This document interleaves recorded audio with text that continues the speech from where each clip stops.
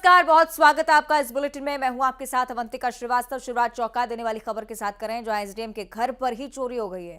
चोरी का सामान हालांकि गाड़ी में रखते हुए चोर पकड़ा गया, लेकिन दहला देने वाली वारदात इसलिए क्योंकि इंदौर जैसे प्रमुख शहर का जिक्र है और एसडीएम के घर पर चोरी का जिक्र कर रहे हैं। 2.5 लाख का सामान बरामद किया गया है। चोरी का सीसीटीवी फुटेज हम आपको दिखा रहे हैं लगातार। झाबुआ में तैनात हैं एसडीएम, जिनके घर पर चोरी हुई। इंदौर की ये तस्वीरें लगातार आपराधिक घटनाओं का क्रम इस शहर में बढ़ता हुआ तमाम सवाल खड़े करता हुआ कि आखिर इन बड़े अधिकारियों के घर पर जब चोरी हो रही है तो आम नागरिक फिर कहां जाएंगे। ये तस्वीरें आप देखिए, सीसीटीवी फुटेज ये बताते हुए कि किस प्रकार इस चोरी की वारदात को अंजाम दिया गया और इस जगह से सामान चुराने के बाद जैसे ही गाड़ी में रखना चाहता था ये व्यक्ति, उसे धर दबोचा। एक्सक्लूसिव तस्वीरें हम दिखा रहे हैं एसडीएम के घर में चोरी को लेकर। सहयोगी मिथिलेश गुप्ता हमारे साथ जुड़ रहे हैं। मिथिलेश, हैरान कर देने वाली वारदात, चूंकि एसडीएम के घर खुद ही चोरी हो गई। हाँ जी बिल्कुल, ये हैरान कर देने वाली वारदात। और सबसे बड़ी बात है कि जो चोरी का लाइव सीसीटीवी फुटेज भी सामने आया है, जिसमें साफ चोरी करते हुआ चोर नजर भी आ रहा है। लेकिन चोरी जैसे जो चोर है चोरी करके घर से बाहर निकलता है, उसका डिक्की में वो सामान रख रहा था। वहाँ पास में से जो संगठन थाना उसका आरक्षक जो उस वक्त गश्त में थे, उन्होंने देखा, संदिग्ध लगे, ले जाके थाने में पूछताछ की गई तो चोर ने चोरी करना कबूला उसने। लेकिन हालांकि जहां पर उसने चोरी किया वो जहां नहीं बता रहा था। लेकिन जब अगले दिन जो उनके गार्ड है, जो एसडीएम के गार्ड है, थाने पहुंच आवेदन देते हैं, तब इस बात को पता चलता है कि ये वही चोर है जो एसडीएम के घर में घुसा हुआ था। फिलहाल जो एसडीएम का नाम अक्षय मरकाम है और फिलहाल इस वक्त झाबुआ पदस्थ है। इससे पहले वो इंदौर एसडीएम भी रह चुके हैं। लेकिन एक जो चोर है वो पुलिस कत्ते चढ़ चुका है, उसकी पूछताछ की जा रही है और भी चोरी के खुलासे होने की उम्मीद बात की जा रही है। ठीक है, निश्चित तौर पर पुलिस प्रशासन को और ज्यादा सख्त रहने की जरूरत इंदौर जैसे प्रमुख शहर में। बहुत शुक्रिया आपका मिथिलेश। और अब जिक्र करेंगे राजधानी भोपाल का, जहां से बड़ी जानकारी सामने आ रही है। कमलनाथ के करीबी अजय सिंह यादव बीजेपी में शामिल होंगे। ये एक और खबर जो कांग्रेस के लिए बड़ा झटका साबित होने वाली है। अजय सिंह यादव बीजेपी प्रदेश कार्यालय पहुंच चुके हैं। पार्टी से नाराज होकर खरगापुर विधानसभा से निर्दलीय चुनाव उन्होंने लड़ा और अब बीजेपी प्रदेश मीडिया प्रभारी आशीष अग्रवाल के साथ बैठक ली। और इस बैठक के बाद ये बड़ी जानकारी सामने आई कि अजय सिंह यादव, जो कमलनाथ के बहुत ज्यादा करीबी माने जाते हैं, भारतीय जनता पार्टी का दामन थामने के लिए तैयार। एक और ऐसा व्यक्ति जो कांग्रेस संगठन में बहुत प्रमुख भूमिका में आपको नजर आया, लेकिन पार्टी की गतिविधियों से नाराज था। खरगापुर विधानसभा से निर्दलीय चुनाव उन्होंने लड़ा और बीजेपी प्रदेश मीडिया प्रभारी आशीष अग्रवाल के साथ एक बैठक और उसके बाद ये निर्णय लेते हैं कि भारतीय जनता पार्टी में शामिल होने के लिए पूरी तरह से वो तैयार है। लगातार बुरी खबरें लोकसभा चुनाव से ठीक पहले सामने आती हुई सहयोगी शैलेंद्र चौहान हमारे साथ जुड़ रहे हैं, उनसे हम जानकारी ले लेते हैं। शैलेंद्र, अजय सिंह यादव कांग्रेस संगठन का जब जब जिक्र होता है, इस व्यक्ति का नाम जरूर बहुत प्रमुखता से लिया जाता है। बीजेपी में शामिल हो रहे हैं, हैरान कर देने वाली बात। हाँ देखिए, बिल्कुल कांग्रेस और न केवल कमलनाथ के लिए भी एक बड़ा झटका होगा, क्योंकि अजय सिंह यादव कांग्रेस के एक प्रवक्ता भी रहे और काफ़ी सक्रिय नेता हैं और वो प्रदेश प्रवक्ता थे और उनको पिछली विधानसभा चुनाव में पार्टी ने टिकट न देकर उसके बाद उन्होंने फैसला लिया था कि निर्दलीय चुनाव लड़ेंगे। और अब जब कमलनाथ का एक दिन पहले ये बयान आया है कि वो जो भी जिसे जाना स्वतंत्र है, पार्टी छोड़ सकता है, और उसके एक दिन बाद ही आज भाजपा में महत्वपूर्ण बैठक है और जो प्रदेश मीडिया प्रभारी आशीष अग्रवाल, उनके साथ उनकी बैठक भी हुई और कुछ ही देर में वो भाजपा का दामन थामने वाले हैं। तो निश्चित ही कांग्रेस के लिए ये चौंकाने वाला होगा, क्योंकि अजय सिंह यादव एक सक्रिय नेता है और उनका भाजपा में आना जहां लोकसभा चुनाव की तैयारियों के मद्देनजर बीजेपी के लिए अहम है, लेकिन कांग्रेस को एक और बड़ा झटका मिलता दिख रहा है, क्योंकि कांग्रेस से पहले ही कई नेता लगातार पार्टी छोड़कर बीजेपी में आने की तैयारी कर रहे हैं। ठीक है, बहुत शुक्रिया आपका शैलेंद्र। और मुझे लगता है जब उपाध्यक्ष पद से उन्होंने इस्तीफा दिया मीडिया प्रभारी के तौर पर, तभी समझ जाना चाहिए था पार्टी को। हालांकि ये देखने वाली बात कि कैसे क्या कुछ अब करती है पार्टी। बहुत शुक्रिया आपका जानकारी के लिए शैलेंद्र। और अब सीधे छत्तीसगढ़ की ओर रुख करेंगे, जहां बिलासपुर से जानकारी सामने आ रही है। जंगल में युवक की अधजली लाश मिलने के चलते सनसनी फैली हुई। हत्या कर लाश जलाने की आशंका है। फिलहाल मृतक की पहचान नहीं हो पाई है। लोगों की सूचना पर पुलिस मौके पर पहुंची, पता लगाने का प्रयास कि आखिर किस परिस्थिति में ये लाश यहां पर पहुंची है और क्या कुछ गतिविधियां इस पूरे घटनाक्रम से जुड़ी हो सकती हैं। हर एक आशंका पर पुलिस जांच करती हुई। सही कि उमेश हमारे साथ जुड़ रहे हैं। उमेश, पूरी वारदात को लेकर जानकारी। ये आज सुबह कुछ लोगों ने जो फतहा खार है, सिरगिट्टी का फतहा खार है, ये जंगल वाला एरिया है, यहाँ पर एक युवक की जली लाश देखी और लोगों ने इसकी सूचना तत्काल जो है वो सिरगिट्टी पुलिस को दी। मौके पर जो है पुलिस पहुंची हुई है और अब तक के हालांकि जो युवक जो जिसकी जली लाश मिली है उसकी पहचान नहीं हुई, लेकिन ये जरूर है कि इस लाश मिलने के बाद से जो इलाके में हड़कंप मचा हुआ है और लोग दहशत में हैं कि आखिर इस तरह की घटना को कौन अंजाम देकर चल दिया। और ये भी कोशिश की गई है कि पहले हत्या की गई है और उसके बाद उस लाश को जलाने की कोशिश की गई है। फिलहाल पुलिस इस पूरे मामले को लेकर वहां पर मौके पर पहुंची हुई है, जांच कर रही है, कुछ लोगों से पूछताछ भी कर रही है, सीसीटीवी भी खंगाले जा रहे हैं कि देर रात किसी ने इस लाश को यहाँ पर छोड़कर छोड़ी चल दी है या कोई अपराधी। आशंकाएं इस पूरी घटना से जुड़ी हुई हैं। बहुत शुक्रिया आपका उमेश जानकारी के लिए।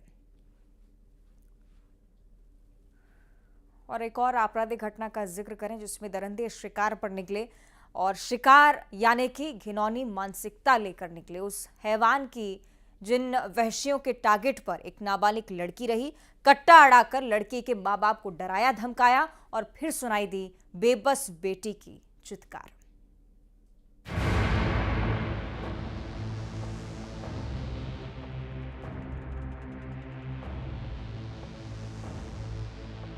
पहला जो आरोपी था वो उसी गांव का रहने वाला था, जिसके पास में 3 लोग आके रुके थे और जो लड़की है उसको एज ए सॉफ्ट टारगेट उसने उनको इन्फॉर्मेशन दी।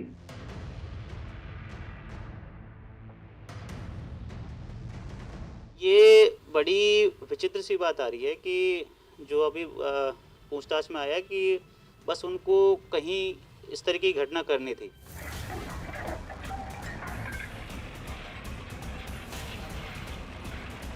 तीन आरोपियों की जो अनाधिकृत जो निर्माण था, कुछ वन विभाग की ज़मीन पे था, कुछ राजस्व विभाग की ज़मीन पे जो अनाधिकृत निर्माण था उसको पुलिस, रेवेन्यू विभाग और वन विभाग के अधिकारियों ने समन्वय के साथ में डिमोलिश किया है। कलंक की कहानी के कितने किरदार। शिकार के लिए निकले थे भेड़िए, दरिंदों का सॉफ्ट टारगेट थी वो। बेबसी, चित्कार, हैवानों का शिकार हुई वो। बेबस माँ बाप की फरियाद, बेटी को बचा लो, हल्की सी आहट पर सहम जाती है, जिसकी आंखों में अजीब सी दहशत है। कभी मां को जकड़ लेती है तो कभी उसकी आंखों में कई सवाल होते हैं। ये दर्द उस नाबालिग लड़की का है जिसके साथ दरिंदों ने हैवानियत की, जिनकी घिनौनी सोच हैरत में डाल देती है। ये इंसान कहलाने लायक तो हैं ही नहीं, जो सभ्य समाज पर कलंक है। ग्वालियर से करीब 70 किलोमीटर दूर 29-30 जनवरी की दरमियानी रात जो हुआ, उस कलंक की कहानी के एक एक किरदार को हम आपको बताते हैं, सुनाते हैं। बेबसी के बीच चीख, आंसू, चित्कार और दरिंदों की बेशर्म हंसी, हैवानियत। पहला जो आरोपी था वो उसी गांव का रहने वाला था, जिसके पास में 3 लोग आके रुके थे और जो लड़की है उसको एज ए सॉफ्ट टारगेट उसने उनको इन्फॉर्मेशन दी। दूसरा जो आरोपी है उसके पड़ोस का गांव का है, जिसने उसके साथ में रेप किया और उसकी गाड़ी उसमें प्रयुक्त हुई थी, वो गाड़ी भी अभी हमने जब्त कर ली है। ये जो तीसरा आरोपी है गंदी नज़र थी और ये जो घटना उसके साथ कारित में की है। सुनकर यकीनन किसी का भी खून खौल जाए, लेकिन जो अभी आपने सुना वो सच है। इस घिनौनी मानसिकता के साथ दरिंदे निकले थे कि आज किसी लड़की का शिकार करना है। उस गांव में एक घर में ठहरे वो तीनों दरिंदे खाना खाया और उसके बाद उनकी बुरी नजर उस नाबालिग लड़की पर पड़ी जो रात में अपने छोटे भाई को फ्रेश होने के लिए ले गई थी। माँ बाप को अचानक बेटी और बेटे के चीखने की आवाजें सुनाई दी। 2 लोगों ने बारी बारी से जाके झोपड़ी में बच्ची के साथ गलत घटना की है। एक आदमी कट्टे लगा के उनके माँ बाप को डरा धमका के बाहर खड़ा रखा है घर के बाहर। एक हैवान ने कट्टा अड़ाकर जान से मारने की धमकी दी। बेबस लाचार माँ बाप की आंखों के सामने बेटी को झोपड़ी में ले गया एक दरिंदा। फिर दूसरे हैवान ने वहशीपन किया, उसके बाद डराया धमकाया कि किसी को बताया तो खैर नहीं। इसमें जो गांव का जो किसान है उसी के घर पे आके रुके हैं, उसी ने इस बच्ची को एज ए सॉफ्ट टारगेट उनको आइडेंटिफाई करवाया है। और जब घटना हो रही थी तो वो घटनास्थल पे मौजूद था और दूर से, क्योंकि उसको वहाँ लड़की के माँ बाप जानते थे, इसलिए वो बिल्कुल पास में नहीं गया, लेकिन थोड़ी दूरी पे अंधेरे में खड़े हो गए वो इस पूरी घटना का देख रहा था। इस हैवानियत को उसी गांव का वो शख्स दूर से देख रहा था जिसके घर दरिंदे आए थे। वो यही मंतव्य लेके आए थे, यही टारगेट लेके आए थे कि आज कुछ ऐसा करना है। अब वो ये बच्ची थी, किसी और के साथ हो सकता था, मतलब ये कुछ ऐसी मानसिकता के लोग हैं। ग्वालियर में हुए इस महापाप ने सोचने पर मजबूर कर दिया है कि ये किस समाज की तस्वीर है। ग्वालियर में सुशील कौशिक के साथ bureau report, news 18 Madhya Pradesh, Chhattisgarh. और शहडोल की घटना का अब जिक्र करेंगे, जहां 5 साल की मासूम की हत्या कर दी गई। चाचा ने कुल्हाड़ी मारकर हत्या की वारदात को अंजाम दिया। सोते समय मासूम को मौत के घाट उतार दिया। हालांकि पुलिस ने आरोपी चाचा को गिरफ्तार कर लिया है। तंबाकू नहीं मिलने से आरोपी नाराज था। पहले भाभी पर कुल्हाड़ी से हमला किया, बाद में सोते हुए भतीजों को मौत के घाट उतार दिया। ब्यौहारी थाने के बरकच गांव की पूरी घटना।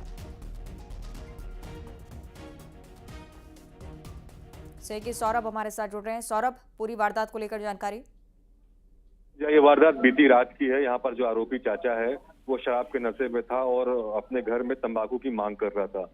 जब भाभी ने उसके तंबाकू देने से मना किया तो आरोपी चाचा घर वापस लौट गया और कुल्हाड़ी लेकर दोबारा घर आया और दरवाजा खटखटाने लगा। जब भाभी ने उस दरवाजा नहीं खोला तो आरोपी ने धक्का देकर दरवाजा से खोलकर अंदर आया और सबसे पहले चाची पर कुल्हाड़ी से वार किया। इसके बाद वहीं पास में उसका भतीजा 5 साल का मासूम सो रहा था। चाचा ने सोते हुए भतीजे पर ही कुल्हाड़ी से हमला कर दिया। निश्चित तौर पर हैरान और दिल दहला देने वाली पूरी वारदात रही है। बहुत शुक्रिया आपका सौरभ, जानकारी के लिए।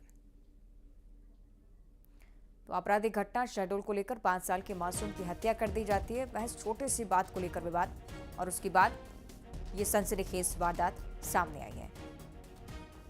सोते समय मासूम को मौत के घाट उतारा गया। और मानव तस्करी का अगला खेल, जिस खेल में मासूम मोहरा बना, जिस मासूम को बेचने का सौदा हो रहा था, 5 लाख रुपए में सौदा तय भी किया जाता है। लेकिन पुलिस और प्रशासन की टीम ने इस गिरोह के मंसूबों पर पानी फेर दिया। क्या चैट से खुलेगा सौदागरों का राज, देखिए।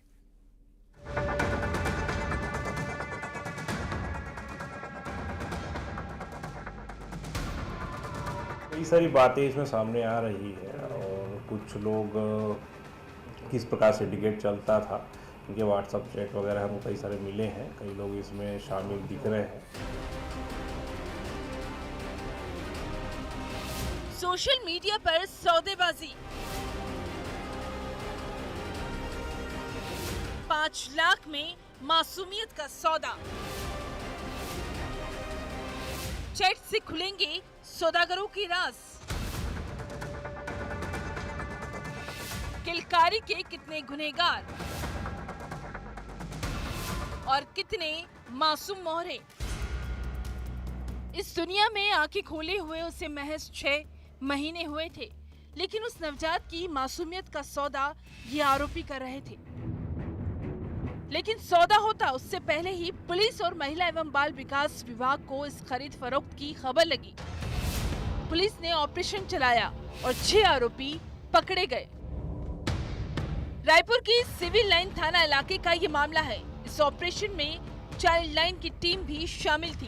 सूचना प्राप्त हुई थी कि धारा सिविल लाइन के अंतर्गत कलेक्ट्रेट परिसर के आसपास कुछ लोग बच्चे के कोई अवैधिक रूप से सौदा करने का प्रयास कर रहे हैं, जिस पर से चाइल्ड लाइन की और महिला बाल विकास की टीम पुलिस को दबिश दिया गया था, जिसमें एक साहू व्यक्ति सामने आया था, जिसके तहत 2 और जो मीडिएटर थे उनका भी नाम इसमें आया है। उनको इस प्रकार से टोटल 6 लोगों को इसमें अपराधी बनाया गया और धारा 370, 34 और किशोर न्यायिक अधिनियम 80-81 के तहत अपराध पंजीबद्ध किया गया है। पुलिस की टीम को व्हाट्सएप पर कई चैट्स मिले हैं। सूत्रों की माने तो नवजात का 5 लाख रुपए में सौदा किया जा रहा था। इस शर्मनाक खेल में माँ बाप भी शामिल थे। अभी उनके जो परिजन इसमें शामिल थे बिक्री करने में, उनको लिए हैं, एकदम प्रारंभिक है। हो सकता है और भी आरोपियों की गिरफ्तारी हो और अन्वेषण चल रहा है। एनआईए कोर्ट में 6 आरोपियों को पेश किया गया। आरोपियों की 14 दिन की पुलिस रिमांड मिली है। एनआईए का विशेष न्यायालय है बिलासपुर जिला एवं सत्र न्यायाधीश का, तो माननीय न्यायालय के समक्ष आज प्रस्तुत किए थे, जहां से उन्हें न्यायिक रिमांड प्रदान की गई है। क्या इससे पहले भी कोई मासूम मोहरा बना है? इस गैंग का कितना बड़ा रैकेट है? आखिर किलकारी के और कितने गुनहगार? अभी कई राज का फाश होना बाकी है। रायपुर में युगल तिवारी और बिलासपुर में उमेश मौर्य के साथ bureau report, news 18 Madhya Pradesh Chhattisgarh. और यहाँ वक्त एक छोटे से ब्रेक का, फौरन लौटते हैं।